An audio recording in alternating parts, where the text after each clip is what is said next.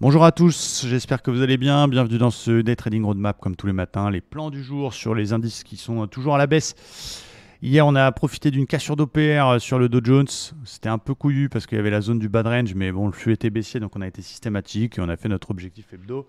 Donc c'est plutôt pas mal. Quel est mon plan pour aujourd'hui? Je vais commencer par les indices US. Bon, ils sont quand même sur des gros niveaux. On va pas se mentir. On a quand même des très gros niveaux. Du côté du Standard & Poor's notamment.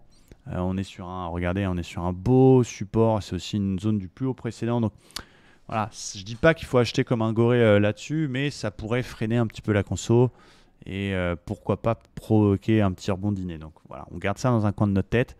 C'est pas, on va suivre le flux, on va continuer à trader ce qu'on voit, mais c'est intéressant. Du côté du Nasdaq, pour commencer, donc petite conso en cours. À noter quand même un truc important, c'est qu'il n'a pas fait de nouveau plus bas. Donc il a fait un plus bas qui est quand même plus haut que le précédent et il tient quand même cette belle zone ici, le bel order block qu'on avait eu, qui est quand même encore un peu solide. Donc oui, ça reste très baissier. Oui, pour l'instant, moi je cherche que des ventes, j'achète pas, je fais des ventes sur des rebonds techniques. Mais cette zone elle tient. Donc pour l'instant, cette zone elle me dit ok, on se calme, c'est un gros niveau, on n'a pas fait de plus bas. Donc on va dire que entre cet order block et le plus haut précédent, qui est aussi à peu près la zone de résistance oblique, rebond possible, mais c'est lourd du fion. Je ferai des ventes si on casse les plus bas de la semaine dernière. Évidemment, il faut continuer à shorter sur des setups standards, type sortie d'opère par le bas, suivi de flux. S'il y a un rebond qui se met en place, bon, les plus agressifs le tenteront, ça restera un peu dangereux parce qu'on sera contre la tendance. Mais du coup, je vais surveiller ma zone ici, le plus haut précédent qui devient une zone d'intérêt vers les 15 300 pour une vente sur ce rebond technique. Et je ne serai acheteur que s'il inverse sa théorie de dos et que du coup il passe au-dessus des plus hauts. Donc c'est qu'au-dessus de 300-330 que je fais des achats. Ok, du côté du Nasdaq. Côté Dow Jones, un peu différent. Bon, je reviens rapidement sur le daily. On a un niveau qui arrive qui est quand même intéressant. C'est l'espèce de bas ici, support, qui peut faire son job. Et la zone polarité un petit peu plus bas. Il y a encore un petit peu de marge. En attendant, le flux il est quand même très baissier. Lui, il a fait un nouveau plus bas.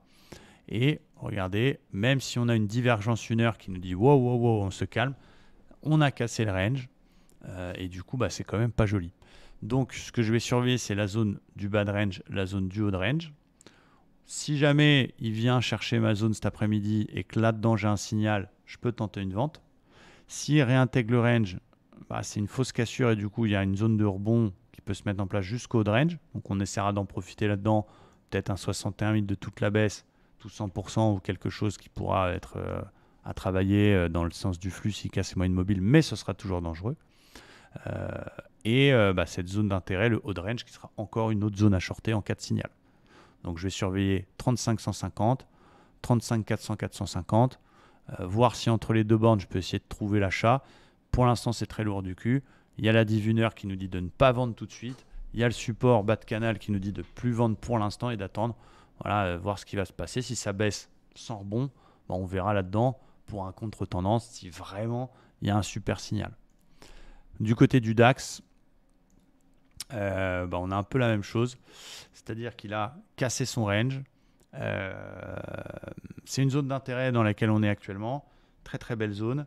Mais il faut le beau signal pour shorter cette zone-là.